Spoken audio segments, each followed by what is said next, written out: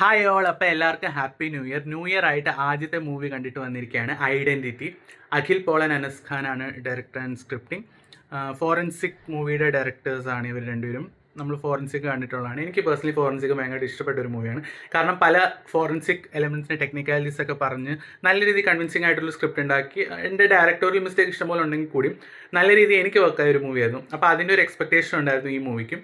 അപ്പോൾ പടത്തെ പറ്റി പറഞ്ഞു കഴിഞ്ഞാൽ ഡീസൻറ്റ് എൻ്റർടൈനർ, വാച്ചബിൾ ആയിട്ടൊരു ഡീസൻറ്റ് എൻ്റർടൈനർ. ഞാൻ ഇത് ഭയങ്കര ഹൈപ്പ് കൊടുത്ത് ഭയങ്കര എക്സലൻറ്റ് മസ്റ്റ് വാച്ച് എന്നൊന്നും ഞാൻ പറയത്തില്ല. ഡീസൻ്റ് ആയിട്ട് കണ്ടിരിക്കാൻ പറ്റുന്നൊരു മൂവി. ഇതിൻ്റെ ഫസ്റ്റ് ഹാഫ് എന്ന് പറയുന്നത് നമ്മുടെ ഐഡൻറ്റിറ്റി എന്ന് പറഞ്ഞ നെയിം സജസ്റ്റ് ചെയ്യുന്നത് ഈ സ്കെച്ച് ആർട്ടിസ്റ്റ് അല്ലെങ്കിൽ അവരുടെ ടെക്നിക്കാലിറ്റീസ് അല്ലെങ്കിൽ ഒരു ഫേസ് റെക്കഗ്നീഷൻ അങ്ങനെയുള്ള കാര്യങ്ങളൊക്കെ വെച്ച് പോകുന്നൊരു ഫസ്റ്റ് ഹാഫാണ്. അപ്പോൾ അതിൻ്റെ ടെക്നിക്കാലിറ്റീസ് പറയുന്ന ഒരു ഇൻവെസ്റ്റിഗേഷൻ രീതിയിൽ പോകുന്ന ഫസ്റ്റ് ഹാഫാണ്. സെക്കൻഡ് ഹാഫ് വരുമ്പോഴത്തേക്കും പ്യൂർലി ഒരു ത്രില്ലർ മോഡിലേക്ക് പടം കയറി പോകുന്നുണ്ട്. പിന്നെ റിവെഞ്ച് മോഡ്, അത് കഴിഞ്ഞിട്ട് പിന്നെ ഇടയ്ക്ക് കുറേ ക്രിഞ്ചി സീക്വൻസ് ഒക്കെ വരുന്നുണ്ട്. നമ്മൾ ഈ പോക്കരിയിലൊക്കെ കാണുന്നോട്ട് അങ്ങനത്തെ കുറേ സീക്വൻസ് ഒക്കെ ഇടയ്ക്ക് വരുന്നുണ്ട്. എന്നാൽ കൂടിയും ക്ലൈമാക്സ് ആകുമ്പോഴത്തേക്കും നല്ല രീതിയിൽ വൈൻഡപ്പ് ചെയ്യുന്നു. ഒരു ഡീസൻ്റ് ആയിട്ടുള്ള ക്ലൈമാക്സും സമ്മാനിച്ച് പോകുന്നുണ്ട്. മൊത്തത്തിലുള്ള മേക്കിംഗ് നന്നായിട്ടുണ്ട്. അതായത് ടോണിയുടെ പെർഫോമൻസ് ആയിക്കോട്ടെ, ദൃശ്യയുടെ പെർഫോമൻസ്, അഭിനയിച്ച എല്ലാവരും കൂടുതലായിട്ട് പെർഫോം ചെയ്തിട്ടുണ്ട്. പിന്നെ സിനിമാറ്റോഗ്രാഫി, BGM JX ബിജു അടിപൊളിയായിട്ട് ചെയ്തിട്ടുണ്ട്.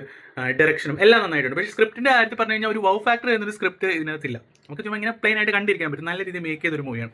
അപ്പോൾ ഒരു ഡീസൻറ്റ് വാച്ച് എന്ന് പറയുന്നതല്ലാതെ out of the world thriller എന്നൊന്നും പറയാനായിട്ടൊന്നുമില്ല. എല്ലാവരും മൂവി കാണുക, കണ്ടിട്ട് അഭിപ്രായം പറയാം. വീഡിയോ ഇഷ്ടപ്പെട്ടാൽ ഷെയർ ചെയ്യുക, സപ്പോർട്ട് ചെയ്യുക.